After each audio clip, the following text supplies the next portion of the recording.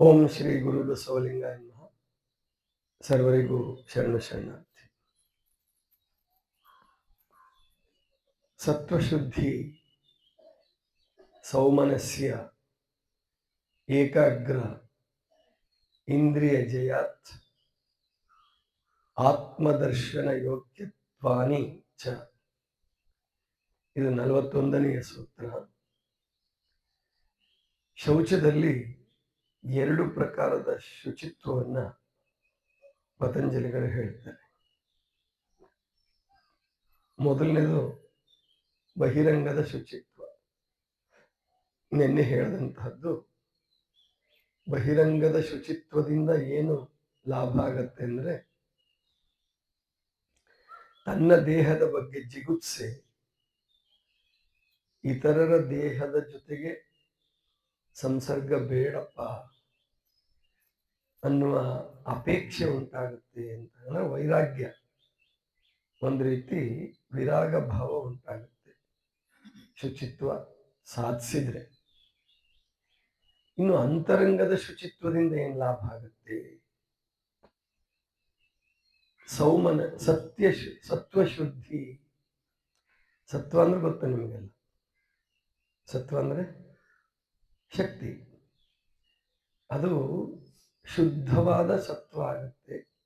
ಸತ್ವ ಅಂದ್ರೇನೆ ಶುದ್ಧಿ ಅಂತ ಅರ್ಥ. ಆಕ್ಚುಲಿ ಸತ್ವಶುದ್ಧಿ ಇಲ್ಲಿ ಶಕ್ತಿ, ಸಾತ್ವಿಕ ಶಕ್ತಿ.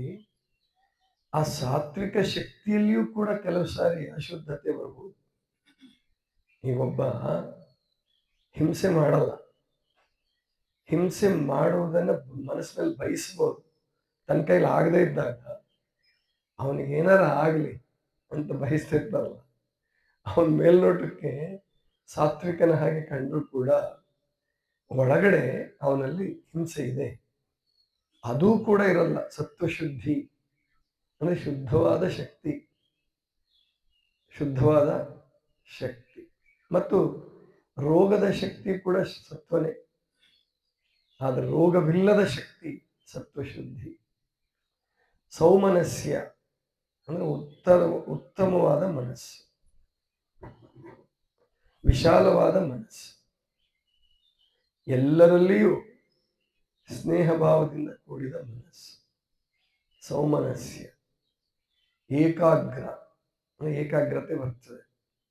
ಅಂತರಂಗದ ಶುಚಿತ್ವ ಸಾಧಿಸ್ತಾ ಅಂತರಂಗ ಶುದ್ಧಿ ಸಾಧ್ಯ ಆಯಿತು ಅಂದ್ರೆ, ಅದಕ್ಕೆ ಅವರು ಶುಚಿ ಅಂತ ಬಳಸಲ್ಲ, ಶುದ್ಧಿ ಅಂತ ಬಳಸ್ತಾರೆ. ಈಗ ಗಮನಿಸ್ಬೇಕು ನಾವು.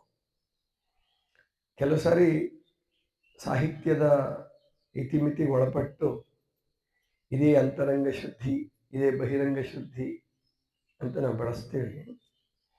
ಬಹಿರಂಗ ಶುದ್ಧಿ ಅಂದ್ರೂ ಕೂಡ ಅಲ್ಲಿ ನೈತಿಕತೆಗೆ ಸಂಬಂಧಪಟ್ಟ ಶುದ್ಧಿ ಅಂತ ತಗೋಬೇಕು. ಶುಚಿತ್ವ ಅಂದ್ರೆ ದೇಹಕ್ಕೆ ಸಂಬಂಧಪಟ್ಟಿದ್ದು. ಈ ದೇಹವನ್ನ ಶುಚಿಗೊಳಿಸೋದು ಯಾವುದರಿಂದ? ಸ್ನಾನಾದಿಗಳಿಂದ. ಸ್ನಾನ, ಇತ್ತೀಚೆಗಂತೂ ನೀವು ಬೇಕಾದಷ್ಟು ಸೋಪ್ಗಳನ್ನ ಇಟ್ಕೊಂಡಿದ್ದೀರ. ಅದು ಒಳ್ಳೇದ ಕೆಟ್ಟದ್ದು ಆಮೇಲೆ ಬೇರೆ, ಅದು ನೀವೇ ವಿಚಾರ ಮಾಡಿ. ಒಟ್ಟು ಸಿಕ್ಕಾಪಟ್ಟೆ ಸೋಪ್ಗಳು ಬಂದಿದ್ದಾವೆ. ಇದರಿಂದ ಶುದ್ಧಿ ಸಾಧ್ಯವಿಲ್ಲ, ಶುಚಿ ಮಾತ್ರ ಸಾಧ್ಯ ಇದೆ. ಶುಚಿತ್ವ ಸಾಧಿಸಬಹುದು. ಆದರೆ ಶುದ್ಧಿ ಆಗಬೇಕಾದ್ರೆ ಬಹಿರಂಗದ ಶುದ್ಧಿಗೆ ಕಳಬೇಡ ಕೊಲಬೇಡ ಬೇಕು. ಅಂದ್ರೆ ಕೈ ಶುದ್ಧ, ಆಮೇಲಿಂದ ಅವನ ಕಣ್ಣು ಶುದ್ಧ, ಕಿವಿ ಶುದ್ಧ ಅಂತ ಅನ್ನಿಸ್ಕೋಬೇಕಾದ್ರೆ ಅದಕ್ಕೆ ಮಾತು, ಕೃತಿ, ಇದು ಬಹಿರಂಗದ ಶುದ್ಧಿ. ಅಂತರಂಗದ ಶುದ್ಧಿ ಬಹಳ ಚೆನ್ನಾಗಿ ಹೇಳ್ತಾರೆ ಅವರು. ಸತ್ವಶುದ್ಧಿ ಸೌಮನಸ್ಯ ಅಂದ್ರೆ ಬಹಿರಂಗದ ಶುದ್ಧಿಯನ್ನು ಸಾಧಿಸಬೇಕಾದ್ರೆ ಅಂತರಂಗದಲ್ಲಿ ಸೌಮನಸ್ಯ ಇರಬೇಕಾಗ್ತದೆ. ಏಕಾಗ್ರ, ಚಂಚಲವಾದ ಮನಸ್ಸಿದ್ರೆ, ಚಂಚಲವಾದ ಸ್ವಭಾವ ಇದ್ರೆ ಅವನು ಬಹಿರಂಗ ಶುದ್ಧಿಯನ್ನು ಸಾಧಿಸಕ್ಕಾಗಲ್ಲ, ಅಂತರಂಗ ಶುದ್ಧಿಯನ್ನು ಸಾಧಿಸಕ್ಕಾಗಲ್ಲ. ಏಕಾಗ್ರತೆ ಇರಬೇಕು. ಅಲ್ಲಿ ಸೂತ್ರದಲ್ಲಿ ಓದುವಾಗ ಯಾರಾದ್ರೂ ಅಭ್ಯಾಸ ಮಾಡೋರಿದ್ರೆ ಸೌಮನಸ್ಸೈಕಾಗ್ರೇಂದ್ರಿಯ ಅಂತ ಶುರುವಾಗುತ್ತೆ. ಆವಾಗ ಬಿಡಿಸ್ಕೊಂಡು ಓದಿದ್ರೆ ಚೆನ್ನಾಗಿ ಕಾಣುತ್ತೆ. ಇಲ್ಲಾಂದ್ರೆ ಐಕಾಗ್ರ ಅಂದ್ರೆ ಏನಪ್ಪ, ಐಕಾಗ ಅಂತ ಕೆಲವರು ಓದ್ಬಿಡ್ತಾರೆ. ಐಕಾಗ್ರ ಅಂದ್ರೆ ಸೌಮನಸ್ಯ ಪ್ಲಸ್ ಏಕಾಗ್ರ, ಸೌಮನಸ್ಯ ಏಕಾಗ್ರ. ಗೊತ್ತಾಯ್ತಲ್ವಾ? ಅದು ಹೆಣ್ಣು ಅಂತ ಕಾಣಿಸ್ತದೆ. ಏಕಾಗ್ರ ಅಂದ್ರೆ ಸೌಮನಸ್ಯ ಏಕಾಗ್ರ, ಇಂದ್ರಿಯ ಜಯಾತ್, ಇಂದ್ರಿಯಗಳ ಮೇಲೆ ಜಯತ್ವವನ್ನು ಸಾಧಿಸ್ತಾನೆ. ಯಾರು ಅಂತರಂಗ ಶುದ್ಧಿಯನ್ನು ಸಾಧಿಸಿದವನು ಇಂದ್ರಿಯಗಳ ಮೇಲೆ ಜಯತ್ವ ಉಂಟಾಗುತ್ತೆ. ಜೊತೆಗೆ ಆತ್ಮದರ್ಶನ ಯೋಗ್ಯತ್ವಾನಿ ಚ, ಮತ್ತು ಚ ಅಂದ್ರೆ ಮತ್ತು ಅಂತ, ಅದು ಕೊನೆಯಲ್ಲಿ ಬರ್ತದೆ ಸಂಸ್ಕೃತದಲ್ಲಿ. ಆತ್ಮದರ್ಶನ ಯೋಗ್ಯತ್ವ, ಆತ್ಮದರ್ಶನ ಮಾಡ್ಲಿಕ್ಕೂ ಕೂಡ ಮನುಷ್ಯನಿಗೆ ಯೋಗ್ಯತೆ ಬೇಕಾಗ್ತದೆ.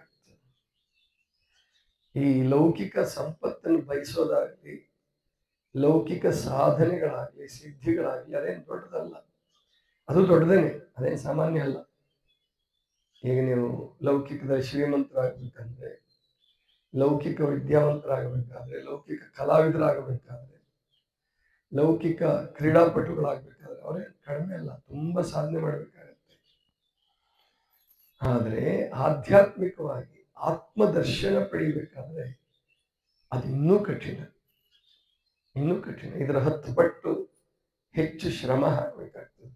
ಆದರೆ ಬಹಿರಂಗದ ಸಿದ್ಧಿಯನ್ನ ಪಡೆಯುವವರ ಶ್ರಮ ಕಣ್ಣಿಗೆ ಕಾಣಿಸ್ತದೆ. ಈಗ ಒಬ್ಬ ಕ್ರೀಡಾಪಟು ಓಡ್ತಾನೆ, ಹಾಡ್ತಾನೆ, ಜಿಗಿತಾನೆ, ಅದನ್ನು ಕಾಣಿಸ್ತದೆ.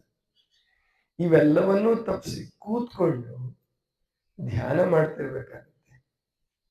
ಲೌಕಿಕದಲ್ಲಿ ನಾವು ಪಡಿತೀವಿ, ಅಧ್ಯಾತ್ಮ ಕ್ಷೇತ್ರದಲ್ಲಿ ಕೊಡಬೇಕಾಗ್ತದೆ.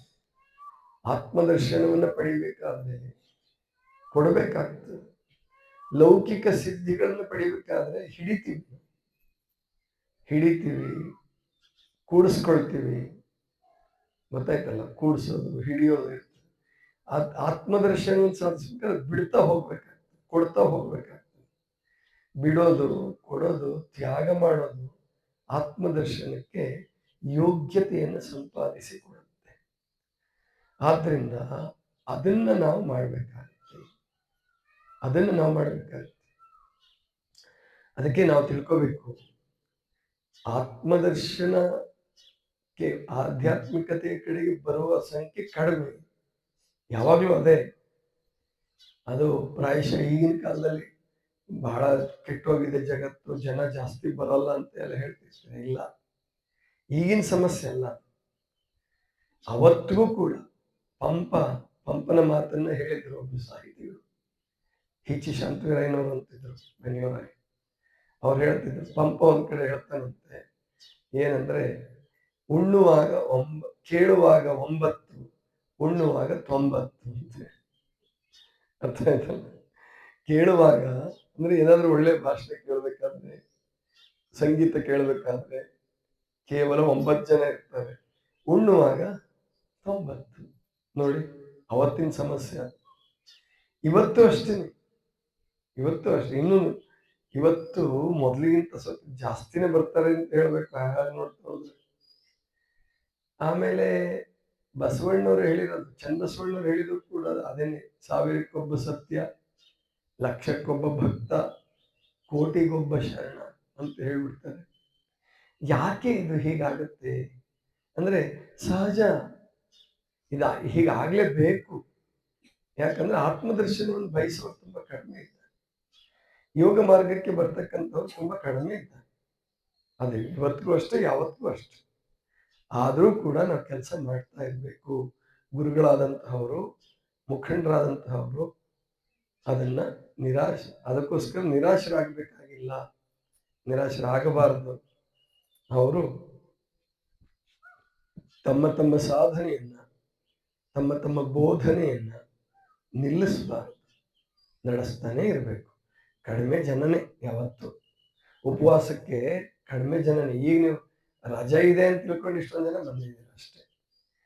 ಕೆಲವು ಸಾರಿ ಒಬ್ರು ಇಬ್ರು ಇದ್ದಿದ್ದು ನೋಡಿದೆ ನಾನು. ಡಿಸೆಂಬರ್ ಬರ್ತಾರೆ ಅನ್ಕೊಂಡಿದ್ದೆ. ಅವಾಗ ಕೆಲವು ಶಾಲೆಗಳಿಗೆ ಕ್ರಿಸ್ಮಸ್ ಸೂಟಿ ಅಂತ ಕೊಡ್ತಾರೆ. ಆಗ್ಲೂ ಬಹಳ ಜನ ಏನು ಬರಲಿಲ್ಲ. ನನಗೆ ಡೌಟ್ ಶುರುವಾಯ್ತು, ಏನಪ್ಪ ಇನ್ಮೇಲೆ ಈ ಗುಡ್ಡಕ್ಕೆ ಜನ ಬರ್ತಾರೋ ಇಲ್ವೋ ಅಂತ. ಅಷ್ಟರ ಮಟ್ಟಿಗೆ ಅಷ್ಟರ ಮಟ್ಟಿಗೆ ಡೌಟ್ ಶುರು. ಈಗ ಸಮಸ್ಯೆ ಏನಾಗಿದೆ ಅಂದ್ರೆ ಕೊಠಡಿ ಕೊಡ್ಲಿಕ್ಕೆ ಸಾಕಾಗುವಲ್ದು. ಏನ್ ಮಾಡೋದಪ್ಪ, ನಮಗೂ ಕೊಡಿ ನಮಗೂ ಕೊಡಿ ನಮಗೂ ಕೊಡಿ ಅಂತಾರೆ. ನಮಗೆ ಸ್ಪೆಷಲ್ ರೂಮೇ ಬೇಕು ಅಂತಾರೆ.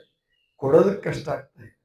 ಅಂದ್ರೆ ಯಾವತ್ತೂ ಈ ಆಧ್ಯಾತ್ಮಿಕ ಕ್ಷೇತ್ರಕ್ಕೆ ಒಳ್ಳೆಯದಕ್ಕೆ ತ್ಯಾಗಕ್ಕೆ ತಯಾರಾಗ್ತಕ್ಕಂಥವ್ರ ಸಂಖ್ಯೆ ಕಡಿಮೆನೆ. ಆದ್ರೆ ಇವತ್ತು ಹಂಗೆ ನೋಡಿದವ್ರು ಚೆನ್ನಾಗಿ ನಡೀತಾ ಇದೆ. ಚೆನ್ನಾಗಿ ನಡೀತಾ ಇದೆ. ದೇಶ ಆಗಲಿ, ಆಮೇಲಿಂದ ರಾಜ್ಯ ಆಗಲಿ, ಸಮಾಜ ಆಗಲಿ, ಕೊಡುವವರ ಸಂಖ್ಯೆ ಮೊದಲಿಗಿಂತ ತುಂಬ ಜಾಸ್ತಿ ಆಗಿದೆ. ದಾನಿಗಳ ಸಂಖ್ಯೆ ಕಡಿಮೆ ಆಗಿಲ್ಲ, ಜಾಸ್ತಿ ಆಗಿದೆ. ದಾಸೋಹಿಗಳು, ದಾನಿಗಳು, ತ್ಯಾಗಿಗಳು ಹೆಚ್ಚಾಗಿದ್ದಾರೆ. ಆದ್ರೆ ಏನಾಗಿದೆ, ಜನಸಂಖ್ಯೆ ಹೆಚ್ಚಾಗಿ ಅವ್ರದ್ದು ಸ್ವಲ್ಪ ಗದ್ದಲ ಜಾಸ್ತಿ ಕಾಣಿಸುತ್ತೆ. ಅದಕ್ಕೆ ಏನಪ್ಪ ಜಗತ್ ಕೆಟ್ಟೋಯ್ತು, ಜಗತ್ ಕೆಟ್ಟೋಯ್ತು. ಇಲ್ಲ, ಜಗತ್ ಕೆಟ್ಟಿಲ್ಲ, ಬಹಳ ಚೆನ್ನಾಗಿದೆ, ಒಳ್ಳೇದು ಜಾಸ್ತಿ ಇದೆ. ಮತ್ತೆ ಜನರಲ್ಲಿ ದಾನ ಬುದ್ಧಿ, ಎಂತೆಂಥ ಸಂಸ್ಥೆಗಳನ್ನು ಕಟ್ಟಿದ್ದಾರೆ ನೋಡಿ. ಅವಾಗ ರಾಜರು ಕೊಡ್ತಿದ್ರಷ್ಟೇ, ಪ್ರಜೆಗಳ ಹತ್ರ ಇರ್ತಿರ್ಲಿಲ್ಲ ಹೆಚ್ಚಾಗಿ. ರಾಜರುಗಳೇ ಕೊಡಬೇಕು, ಶ್ರೀಮಂತರುಗಳೇ, ಸಾಮಂತರೇ ಕೊಡಬೇಕು. ಇವತ್ತು ಹಂಗಿಲ್ಲ. ಎಂತೆಂಥ ಬಡವರು, ಮಧ್ಯಮ ವರ್ಗದವರು ಎಲ್ಲರೂ ಕೊಡ್ತಾರೆ, ಎಲ್ಲರೂ ಕೊಡ್ತಾರೆ, ಎಲ್ಲರೂ ಕೊಡ್ತಾರೆ.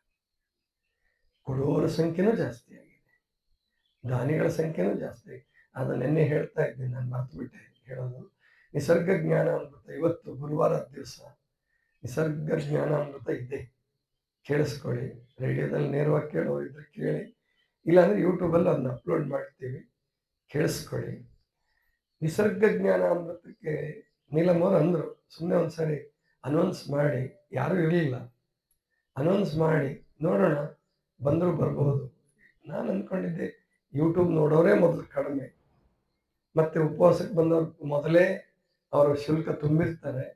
ಅಂಥದ್ರಲ್ಲಿ ಎಲ್ಲಪ್ಪ ಕೊಡಬೇಕು ಅಂತ ಹೇಳಿರಲಿಲ್ಲ ನಾನು. ಹೇಳಿದೆ ನೋಡಿ ಒಂದು ದಿವಸ, ಆಗಲೇ 5 ತಿಂಗಳಿಗೆ ಸೇವಾರ್ಥಧಾರಿಗಳು ಸಿಕ್ಕರು. ಅಂದರೆ ದಾಸೋಹಿಗಳು 5 ತಿಂಗಳಿಗೆ ಸಿಕ್ಬಿಟ್ರು. ಇನ್ನು ಕೇವಲ ಉಳಿದಿರೋದು 2 ತಿಂಗಳು, ನವಂಬರ್ ಡಿಸೆಂಬರ್. ಅದಕ್ಕೆ ಸಿಕ್ಕೇ ಸಿಗ್ತಾರೆ. ಆಮೇಲೂ ಮಾಡಿ ಅಂತ ಹೇಳೋರು ಸಿಗ್ಬೋದು, ಅಷ್ಟರ ಮಟ್ಟಿಗೆ ಭರವಸೆ ಬರುತ್ತೆ. ಅಂದರೆ ಕೊಡುವವರ ಸಂಖ್ಯೆ ತುಂಬ ಚೆನ್ನಾಗಿದೆ. ಈಗ ಯೋಗ ಮಾರ್ಗಕ್ಕೆ ಬರುವವರು, ಉಪವಾಸ ಮಾರ್ಗಕ್ಕೆ ಬರುವವರು ಹಿಂದಿನ ಕಾಲಕ್ಕೆ ಹೋಲಿಸಿದ್ರೆ ಇವತ್ತೇ ಜಾಸ್ತಿ ಆಗಿದ್ದಾರೆ. ಅಂತರಂಗ ಶುದ್ಧಿಯನ್ನು ಸಾಧಿಸಬೇಕು ಅಂತಕ್ಕಂಥವರು ಹೆಚ್ಚಾಗಿದ್ದಾರೆ. ಧ್ಯಾನದ ಕಡೆಗೆ ಎಷ್ಟು ಜನ ಹೋಗ್ತಾ ಇದ್ದಾರೆ, ವಿಧ ವಿಧವಾದ ಧ್ಯಾನ ಪದ್ಧತಿಗಳಿದ್ದಾವೆ, ಎಲ್ಲ ಕಡೆಗೂ ಜನ ಹೋಗ್ತಾ ಇದ್ದಾರೆ. ಏಕಾಗ್ರತೆಯಿಂದ ಎಂತೆಂಥ ವಿಜ್ಞಾನಿಗಳಾಗ್ತಾ ಇದ್ದಾರೆ, ಎಂತೆಂಥ ಸ್ಪೋರ್ಟ್ಸಲ್ಲಿ ಎಂಥ ಅದ್ಭುತವಾದ ಸಾಧನೆ ಆಗ್ತಾ ಇದೆ. ಭಾರತ ದೇಶದಲ್ಲಿ ಇಷ್ಟು ಸಾಧನೆ ಆಗುತ್ತೆ ಅಂತೇಳಿ ಖಂಡಿತ ಯಾರೂ ಅಂದ್ಕೊಂಡಿರಲಿಲ್ಲ. ಅಷ್ಟು ಅದ್ಭುತವಾದ ಸಾಧನೆ ಕ್ರೀಡಾರಂಗದಲ್ಲಿ ಅದ್ಭುತವಾದ ಸಾಧನೆ ಆಗ್ತಾ ಇದೆ, ಕೊರತೆ ಇಲ್ಲ. ನಾವು ನಮ್ಮ ಪಾಲಿನ ಕೆಲಸ ನಾವು ಮಾಡಬೇಕು ಅಷ್ಟೇ. ನಮ್ಮ ಪಾಲಿನ ಏನಪ್ಪ, ಈ ಸಾಮಾನ್ಯವಾಗಿ ಕೆಟ್ಟೋಯ್ತು, ಏನು ಉಪಯೋಗ ಇಲ್ಲ ಸಮಾಜ ಅಂತ ಬೈತಾರಲ್ಲ, ಅವ್ರೇನು ಸಾಧಿಸ್ಲಾರ್ದವ್ರು, ಏನು ಮಾಡ್ಲಾರ್ದವ್ರು ಬೈತಾರೆ ಅಷ್ಟೇ. ಅವ್ರು ವೈಯಕ್ತಿಕವಾಗಿ ಏನೂ ಮಾಡಿಲ್ಲ. ಆದರೆ ಸಾಧಿಸಿದವ್ರ ಕಣ್ಣಿಗೆ, ದೃಷ್ಟಿಗೆ ಅದು ಅದೇ ಕಾಣಿಸುತ್ತೆ. ಅದಕ್ಕೆ ಈ ಜಗತ್ತಿನಲ್ಲಿ ಕೆಟ್ಟದ್ದಿಲ್ಲ ಹಾಗೆ ನೋಡ್ತಾ ಹೋದ್ರೆ. ಹಂಗಂತ ಏನ್ರಿ ಇಷ್ಟೆಲ್ಲ ಅತ್ಯಾಚಾರಗಳು, ಅನಾಚಾರಗಳು ಎಲ್ಲ ಕಾಲಕ್ಕೂ ಇದಾವೆ, ಎಲ್ಲ ಕಾಲಕ್ಕೂ ಇದಾವೆ. ನೋಡುವ ದೃಷ್ಟಿಕೋನ ಬದಲಾಯಿಸ್ಕೋಬೇಕು ನಾವು ಅಷ್ಟೇ. ಒಳ್ಳೇದು ಬೇಕಾದಷ್ಟಿದೆ, ಒಳ್ಳೇದೇ ಜಾಸ್ತಿ ಇರೋದು, ಸತ್ವಶುದ್ಧಿನೇ ಜಾಸ್ತಿ ಇರೋದು, ಸಾತ್ವಿಕತೆ ಜಾಸ್ತಿ ಇದೆ. ರಾಜಸ ಸ್ವಲ್ಪ ಜಾಸ್ತಿ ಇರ್ಬೋದು ಸಾತ್ವಿಕತೆಗಿಂತ, ಇರಲಿ ಪರವಾಗಿಲ್ಲ. ರಾಜಸದ ಎಲ್ಲರೂ ಕೆಟ್ಟವರು ಅಂತ ಏನಲ್ಲ, ಅಲ್ಲೂ ಒಳ್ಳೇದು ಬೇಕಾದಷ್ಟಿದೆ. ತಾಮಸ ಗುಣಿಗಳಲ್ಲೂ ಒಳ್ಳೆತನ ಇರುತ್ತೆ. ಅದಕ್ಕೆ ನಮ್ಮ ದೃಷ್ಟಿಯನ್ನು ಬದಲಾಯಿಸಿಕೊಳ್ಳೋಣ, ಅಂತರಂಗದ ಕಡೆಗೆ ಹೆಚ್ಚಿನ ಗಮನವನ್ನು ಕೊಡೋಣ. ಅದು ಆನಂದದ ಮೂಲ. ಕೊಡುವುದರ ಕಡೆಗೆ ಹೆಚ್ಚಿನ ಗಮನವನ್ನು ಕೊಡೋಣ, ನಮಗೆ ಬಂದೇ ಬರ್ತದೆ. ಕೊಡೋದರಲ್ಲಿ ನಾವು ಸಿದ್ಧಿಯನ್ನು ಪಡ್ಕೊಂಡ್ರೆ, ಕೊಡೋದನ್ನು ಕಲ್ತ್ಕೊಂಡ್ರೆ ಬರೋದು ಪರಮಾತ್ಮ, ವಾಪಸ್ ಕೊಡೋದು ಪರಮಾತ್ಮನದು. ಖಂಡಿತ ಬಂದೇ ಬರ್ತದೆ, ಅದರಲ್ಲೇನು ಸಂಶಯ ಇಲ್ಲ. ಆದ್ದರಿಂದ ಅಂತರಂಗದ ಶುಚಿತ್ವ, ಅಂತರಂಗದ ಶುದ್ಧಿ, ಅಂತರಂಗದ ಶುಚಿತ್ವಕ್ಕಿಂತ ಶುದ್ಧಿ ಅಂತ ಬಳಸೋದೇ ಒಳ್ಳೆಯದು. ಸತ್ವ ಶುದ್ಧಿ ಅಂತಾನೆ ಬಳಸ್ಬಿಡ್ತಾರೆ ಅವರು. ಶುಚಿಯನ್ನು ಶುದ್ಧ ಬಳಸಕ್ಕಾಗಲ್ಲ, ಅಂತರಂಗವನ್ನು ಶುಚಿಗೊಳಿಸಕ್ಕಾಗಲ್ಲ. ಅಂತರಂಗವನ್ನು ಶುದ್ಧಿಗೊಳಿಸ್ಬೋದು, ಆದ್ರೆ ಅಂತರಂಗದ ಶುದ್ಧಿಗೂ ಕೂಡ ಶುಚಿ ಅಂತ ಬಳಸಿದ್ದಾರೆ ಕೆಲವು ವಚನಗಳಲ್ಲಿ. ಆದರೆ ಶುಚಿ ಬಹಿರಂಗಕ್ಕೆ ಸಂಬಂಧಪಟ್ಟಿದ್ದು, ಶುದ್ಧಿ ಅಂತರಂಗಕ್ಕೆ ಪೂರ್ಣವಾಗಿ ಅನ್ವಯ ಆಗ್ತಕ್ಕಂಥದ್ದು. ಇದಿಷ್ಟು ಇವತ್ತಿನ ಚಿಂತನ. ಸರ್ವರಿಗೂ ಶರಣ.